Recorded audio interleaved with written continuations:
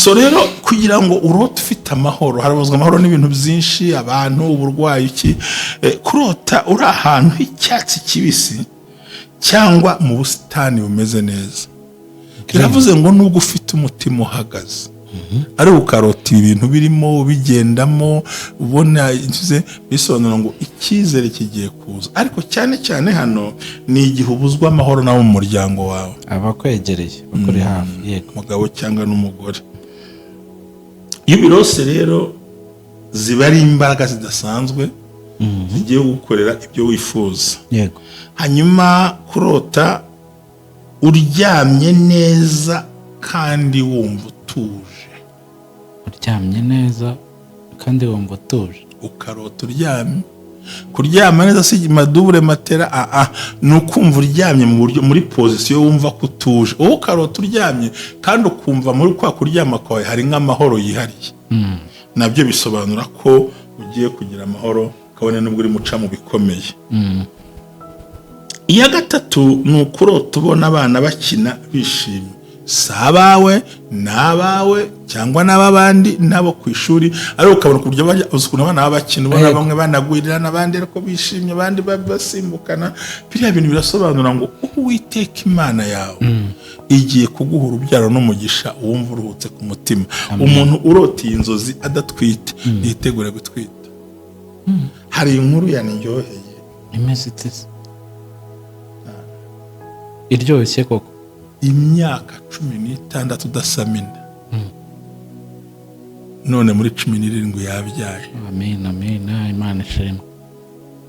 Naho aragamubwira ngo mu bintu bizima nkwifuriza no kubona umwana. Sinzi umunsi, sinzi igihe, ariko ntabwo Imana yakwemera kurokoka wenyine ngure n'ishami rizagushibuka, ofira meziro uzabyara.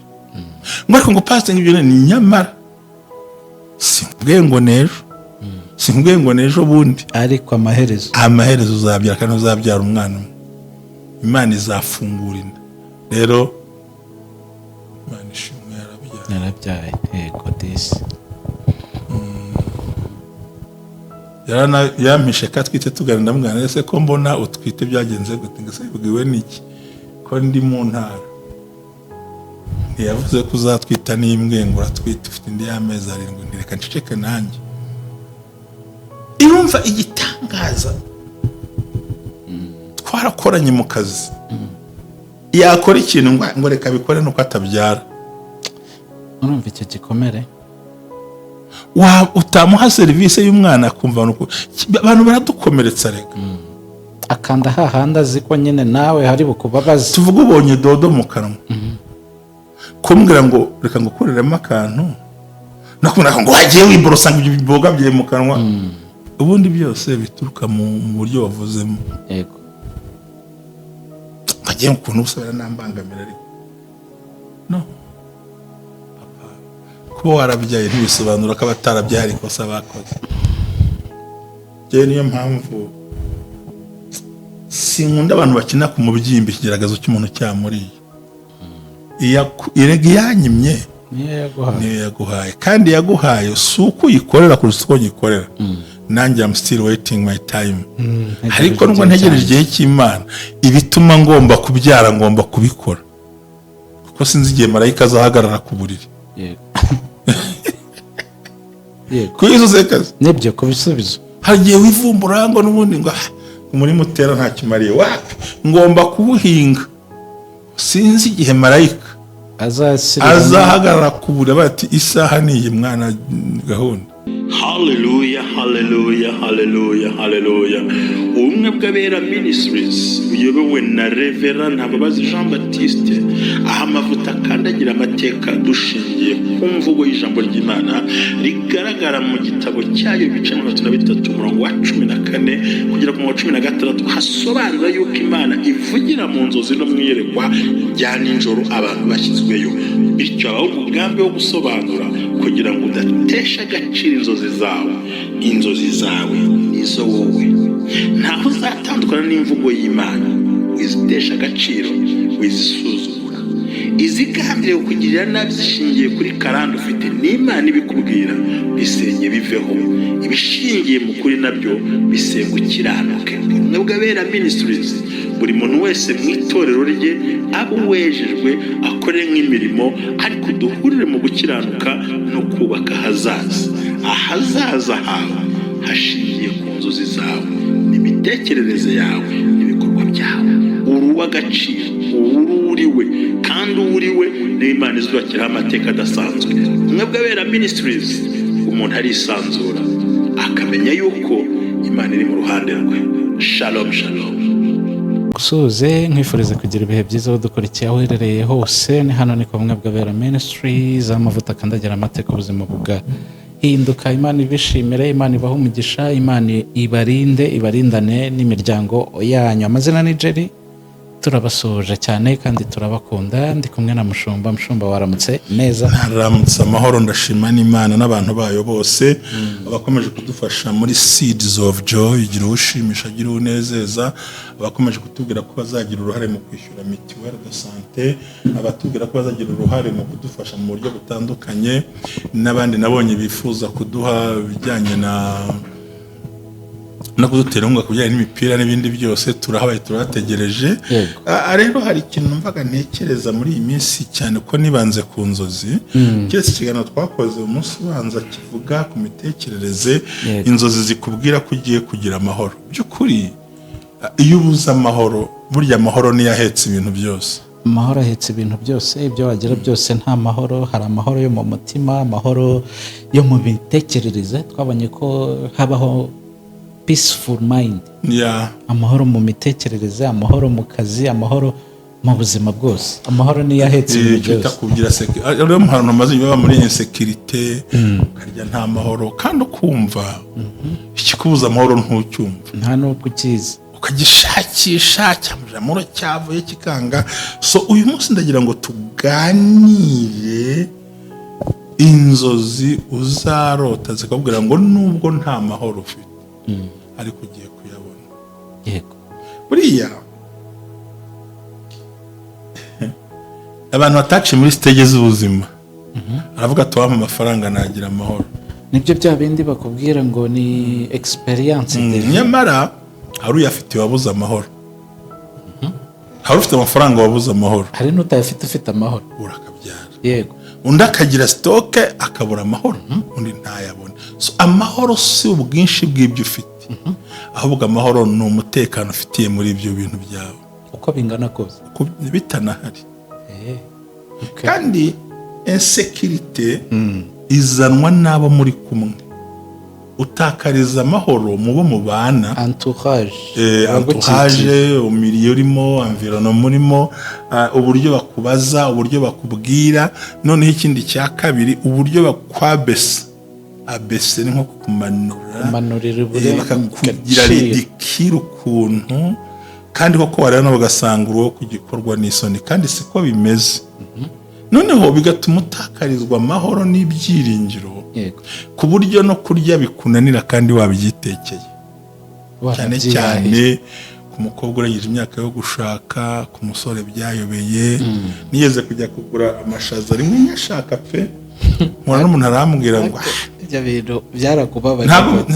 N'ahantu yabimbwira ndacyahibuka, dore uko ameze. Nahise nsubirayo, tudushaza sura tukura ngo dusangire nande. Nahise mbyihorera, ugambujije amahoro mu mutima. Ako rirajwi riba riturutse he? Ririya jwi rero ntabwo ari ricantege, ni iry'umukunzi ukwifuriza ibyiza. Hari umuntu wambwiye ngo buriya ngo nuko tutajya dutekereza neza, ngo amagambo y'urucantege ngo cyangwa abanzi ngo it's a fuel kwiterambere, ahubwo ngo ni courage yo kwiterambere. Ahandi uvuga ngo wait and watch me. Narakubwiye ngo umuntu ugukunda kubwiza ukuri kose abandi batinye kubwira. Ubwira ati ugukunda kubwiza ukuri nta miyaga gushyiriyemo.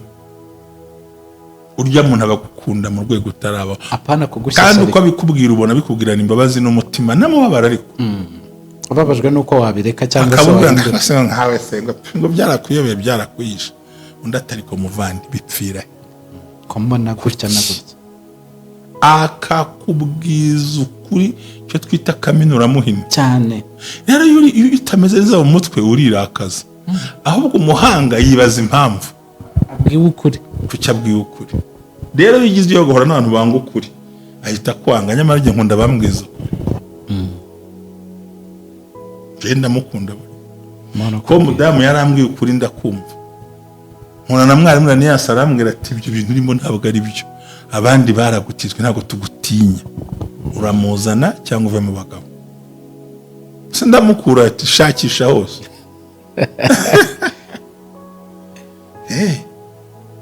kandi ugasanga ibyo bakubwira si uko ubiyobewe, ni nabyo wirirwamo, ariko wabuze abantu bagukurugutura. ugukunda kubwiza ukuri, kudaca ku ruhande atunyanga umuntu unyemere ukuri nuko, abandi baragushimashima, aragukanda kugira ngo ushyire kuri iyo gahunda. nemeye iki, gahita guha support. buretse akubwiza ukuri kwaho bipfira, ariko muri ibyo bibura akanagutera inkunga cyangwa se inkunga ifatika ati jye nemeye ibi.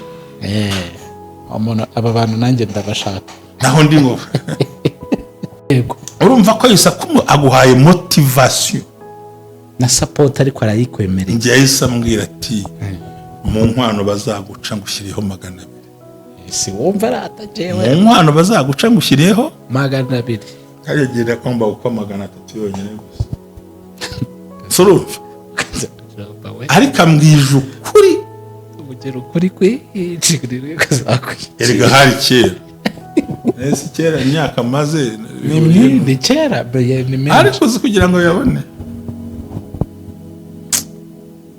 ariko ubundi ugira ngo kwa menshi niko kubaka urugo. ujya ubambwirira aba bantu baraha. erega dowry inkwano ni ikimenyetso, ntabwo ari ikiguzi. nta kiguzi wabona ugura umuntu. icuruzwa ry'abantu ntiryemewe, ni ishimwe ry'ababyeyi bareze. ariko ubundi abagabo twibaza kuki abasore batabayishimwe badataha baratureze nabi. sinzi ukuntu biba bimeze, ngo ni bya bishyingiranwa bazana. Amarido. burya bagiye gutwikurura nicyo bakubwira. ati turakwibutsa ko twazanye ibintu. bakaguha n'agafunguzo, nyuma bagaha umugore se bagaha umugabo. ibyo rero ni ishimwe nyine baguhaye. k'ivarisi bambe kamari byose baguha imfunguzo kwisha amaneko. so urumva twarimo tuvuga inzozi zigaragara ko ugiye kubura. buriya yaravuze ngo umutima ubuze amahoro, umutima ubabaye ujugunya amahoro yawo rwose. kandi buriya amahoro yabuze mu mutima no mu bitekerezo, ibintu byose ukora ubikora nabi. rero mu nzozi nziza, shimira na Niyasi nubwo yahuye n'uburwayi bukomeye, shimira n'uwo mukecuru n'abandi bose, shimira n'umusaza twahigiro mu Gakoma. hari abantu buryo bagukunda bakakubwira icyo bakwiye gukora, hakaba n'abandi baba bavuga ngo reka nagenda. uzi ko kandi igihe muri famiye batinze umukobwa cyangwa umuhungu kurongora no kurongorwa, kubera ko aramutse agiye ibyo yakoreraga nta wundi wabikora. hari umuntu wakwishimira ko makuru ufite ngisha impaka wese nkubaza. ubwo uzi impamvu mba ndi kubikubwira gutya, mba ngira ngo ubinsubiriremo, ntabwo mba bisobanukiwe. ndabigusubiriyemo. hari imiryango itinze umwana gushaka kuko naramuka agiye bazabura ibyo yabahaga. icyo bita imiryango gito. umusore wacu niwe wenyine ufite akazi gafatika. nagenda rita ku mugore we, umukobwa wacu kuva yaba kwiga ntacyo yadukoreye, bakagukerereza. hahandi ujya gusaba umukobwa bakakubwira ati niho kirangiza amashuri, mureka abanza amenyera ubuzima bwo hanze. kubera so rero kugira ngo urote ufite amahoro, harabuzwa amahoro n'ibintu byinshi, abantu, uburwayi, iki kurota uri ahantu h'icyatsi kibisi cyangwa mu busitani bumeze neza. biravuze ngo nubwo ufite umutima uhagaze ari ukarota ibintu birimo bigendamo ubona bisobanura ngo icyizere kigiye kuza, ariko cyane cyane hano ni igihe ubuzwa amahoro nawe mu muryango wawe, abakwegereye bakuri hafi, yego, umugabo cyangwa n'umugore. Iyo ubirose rero ziba ari imbaraga zidasanzwe zigiye gukorera ibyo wifuza. yego. Hanyuma kurota uryamye neza kandi wumva utuje. Uryamye neza kandi wumva utuje. Ukarota uryamye. Kuryama neza si madubure matera, ni ukumva uryamye mu buryo muri pozisiyo wumva ko utuje. Wowe ukarota uryamye kandi ukumva muri kwa kuryama kwawe hari nk'amahoro yihariye. Nabyo bisobanura ko ugiye kugira amahoro kabone nubwo uri muca mu bikomeye. Iya gatatu ni ukurota ubona abana bakina bishimye, si abawe n'abawe cyangwa n'abandi nabo ku ishuri, ariko ukabona ku buryo ukuntu abana bakina ubona bamwe banagwirirana abandi ariko bishimye abandi basimbukana. Biriya bintu birasobanura ngo Uwiteka Imana yawe igiye kuguha urubyaro n'umugisha wumva uruhutse ku mutima. Umuntu urota iyi nzozi adatwite yitegure gutwita. Hari inkuru yaniryoheye imeze ite? Iryoshye koko. Imyaka 16 udasama inda, none muri 17 yabyaye. Amen, amen, Imana ishimwe. Naho aragamubwira ngo mu bintu bizima nkwifuriza no kubona umwana. Sinzi umunsi, sinzi igihe, ariko ntabwo Imana yakwemera kurokoka wenyine ngo ure n'ishami rizagushibuka ofira meziro uzabyara. Ariko ngo pastor ngibyo ni nyamara simbwiye ngo nejo bundi, ariko amaherezo uzabyara kandi uzabyara umwana umwe. Imana izafungura inda. Rero Imana ishimwe yarabyaye. Yego disi. Yampishe ka twite tuganira ndamubwira ese ko mbona utwite byagenze gute, ngo se bibwiwe n'iki ko ndi mu ntara. Ntiyavuze ko uzatwita n'imbwe ngo uratwite ufite indi y'amezi 7, ndireka nceceke nanjye. Irumva igitangaza. Twarakoranye mu kazi. Yakora ikintu ngo reka bikore nuko atabyara. Urumva icyo gikomere? Utamuha serivisi y'umwana akumva nuko abantu baradukomeretsa reka. Akanda hahanda ziko nyine nawe hari bukubabaza. Tuvuga ubonye dodo mu kanwa. Kumbwira ngo reka ngo kureremo akantu, nakumva ngo wagiye wiborosa ngo ibiboga bye mu kanwa. Ubundi byose bituruka mu buryo wavuzemo. Yego. Bagiye ukuntu usubira nambangamira ariko. No. Papa, ko warabyaye ntibisobanura ko abatarabyaye ariko kosa bakoze.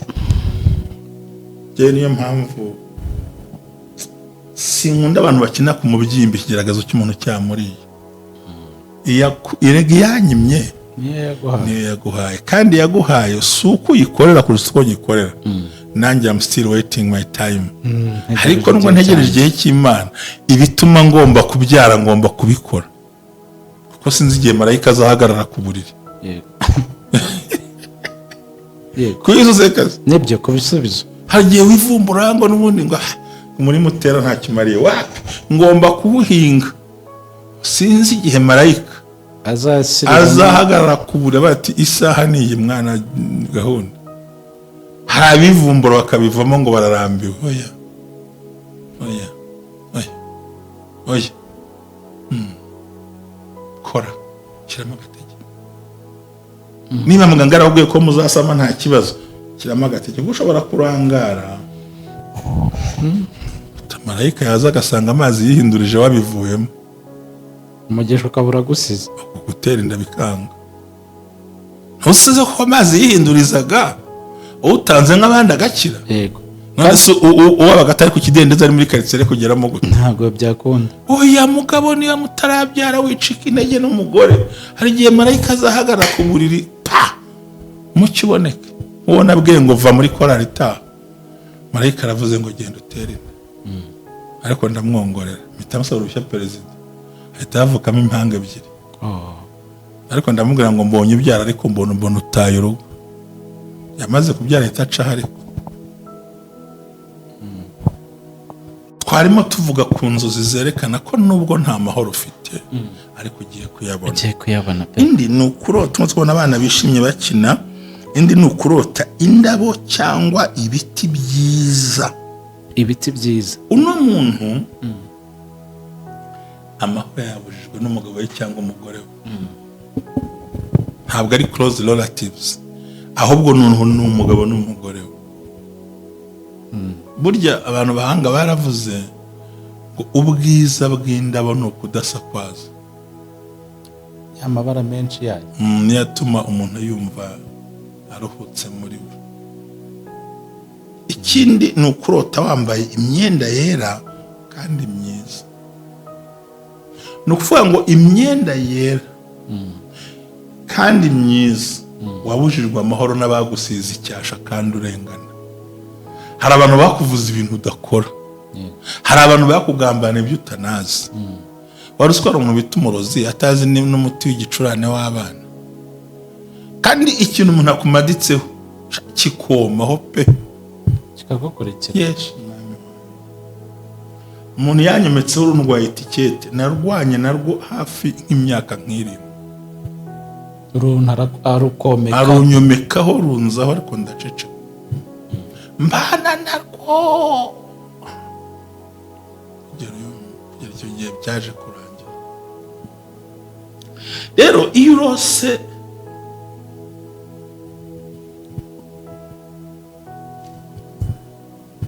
ni ukuvuga ngo kurota wambaye imyenda mishyashya kandi myiza y'umweru baraguharabitse, hari aho utabasha gukandagira, hari uko bagukeka, hari uko bakuvuze. Ni ukuvuga ngo Imana igukuyeho uwo mwanda wose, iguhaye amahoro, bagiye kubona mu yindi sura kandi bagukunde kurutaho. yego. Icya gatandatu ni ukurota inyoni ziguruka cyangwa inyoni ziririmba. Inyoni ubona ziguruka umujyo umwe, apana ibikona, apana ibishwi, apana byahibu, ibihonyine, apana guhagarara ku rugo rwawe kubona. Ntabwo urabona nko mu kirere inyoni ziguruka zirakora amana maze gutya, ubundi ukabona ziranyuramo gutya, cyangwa ziririmba, cyangwa imisambi iri guhiga. Bivuze ngo ikintu kimwe. Bibiliya iravuga muri Yobu 38 ngo ninde uzaho inyoni ziririmbira mu gitondo, ubundi ko zitagira isaha kuki zitegereje isaha yo kuririmba. Biravuga ngo it's your time, igihe cyawe cyo kugira ngo unezerwe, kugira ngo utabare. Burya imisambi higa saa 7 z'ijoro, saa kikabika saa 9, inyoni saa 11 saa 10 zirazinduka. Iya karindwi ni ukurota uri kumwe n'abantu ukunda. Burya urukundo ni ikintu cya mbere kiryoha. Iyo uri kumwe n'abantu ukunda burya uraruhuka. Yego. Malgré ko bashobora kuba batagukunda, ariko uri kumwe n'abantu ukunda. Mana njye muri ubuzima afite umuntu nkunda, iyo muri kumwe uba wumva ari sawa. Ni ukuri, kandi ni umuntu ukiri muto gutyo, gusa nkunda imico yiwe.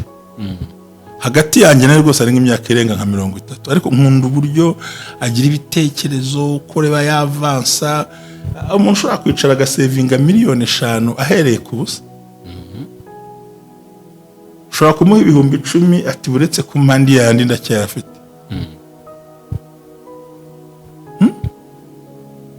Hakaba rimwe n'abantu ukunda. Buri impamvu navuze ko urukundo ruryoha, umuntu ukunda kuruhura umutima. Yego. Ibintu biranga umuntu gukunda nawe urabizi.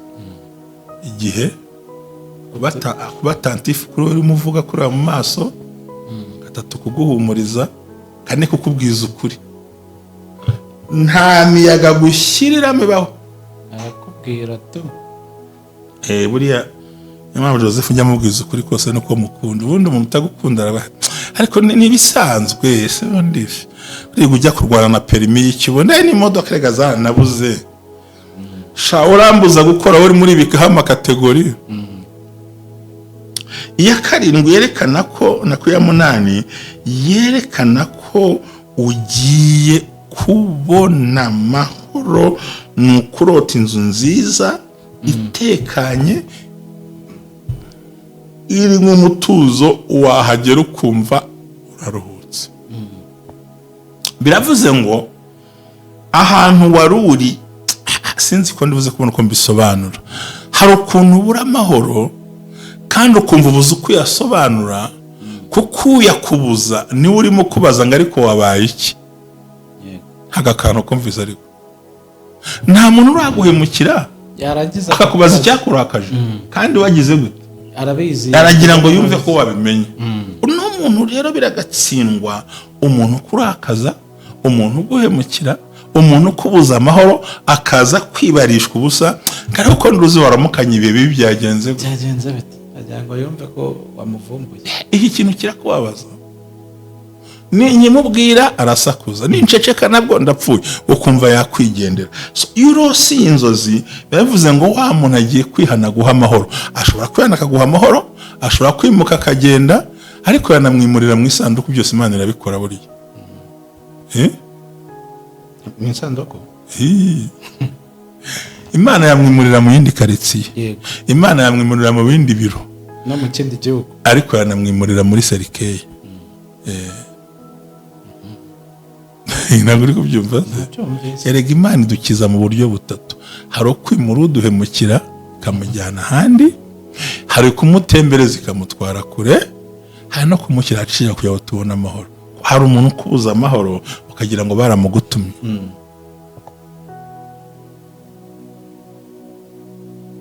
Akaguhiga mpaka akaguhingisha abandi, bavuga kandi ndamwemera, ngo njye simwemera. Ariko iya nyuma ni ukurota uguruka neza ariko utekanye, icyitonderwa, ugakanguka ukiri mu kirere utageze hasi. Iyo ugeze hasi ni afere ubuhananutse. Uyu muntu urota aguruka neza kandi atekanye, agakanguka kigurutse, ni ukuvuga ngo intambara zari mu rugo rwe ntandi agiye kuzihungira, ahubwo Imana imuhaye amahoro. Ikigusetsa rero ni kimwe, hari igihe yatanga bagasigara barira. Barizwa nuko yafite. Yesu yaravuze ngo nta mahoro tuzabona mu isi atarakuraho ikibuza amahoro. Si wowe nabwiye mu kiganiro kizasohoka ngo ibimenyetso byerekana umuntu uzaba umugome. Ese niba kuniga gukubita, kutesha umutwe, kwita icyo utari cyo, urumva uzabona amahoro gute kandi hanze bamuzi ko ari umuntu mwiza? Hari zamushyira mu bitaro, ubundi urupfu ni hatari, rugukura mu rugo rukakujyana aho abantu batari, rukagukura mu biryo, rukakubika ahantu, rukagutwara abantu barakwibagiwe aho kigukumbura. Mwese ugiye nko muri ACH ukahatinda, umuryango ukikwirukaho cyane, bagera babika kamberana, bakibagirwa ko nahari, kajya rwagutwara, rukwibagiza umuryango n'ibiryo n'inshuti, rukagukura mu nzu nziza wiyubakiye n'ideni. Urupfu rugukura muri etaje rukujyana mu cyumba kimwe hariya ngo niba ari VIP, ibyo wakuraga muri firigo urya bakabizana mu gasororo utabibasha. Cyambere urupfu rugukura mu nzu yawe nziza, mu rugo rwawe, mu bana bawe, rukakubika kwa muganga, abantu bakakwibagirwa, ibiryo ukabyibagirwa, hoteli ukazibagirwa, abantu bakakwibagirwa, ukazagutwara, kwakumvishije, bakakugarura mu rugo baje gusezera aho utabona, utazi ibyumba bigize inzu, nagushyira muri serikare y'ibiti ugenda ko wimyoje. C'est comme ça dans la vie, c'est comme ça dans la vie. Ntacyo wahindura, ntacyo. akantu uzi urakumvise ariko nakumvise urabanza kugukura mu nzu yawe, ukagukura ku gitanda cyawe, ukagukura muri famiye yawe, ukakujyana mu bitaro, ukagukura muri amatuwarete meza, ukagukura mu ijipe yawe nziza wiguriye. Icyo wakuraga muri firigo bakakikuzanira nacyo utakibashije, abantu bakakurambirwa, bakakwibagirwa, ukibagirana, ya manama, ya mahoteli ukibagirana, zaho ukibagirana, wamara kwibagirana rugahita rukuyora, wamara rukuyora bagutagushyiraho ugomba gukonja burundu, rukakugarura uje gusezera iwawe utanahazi, utazi n'abakuri hejuru, ukahavucaho. Niyo mpamvu dukwiye kwiyoroshya, kwiyoroshya rero inzira ni imwe. hello yoroshye yoroshye. inzira ni imwe. Hanyuma rero ngizo inzozi ushobora kurota nubwo uri muri kondisiyo mbi yo kubura amahoro, ariko ukaba ugiye kuyabona. Yego. Sinzi niba twasorezaho, Yego. ariko iyoroshye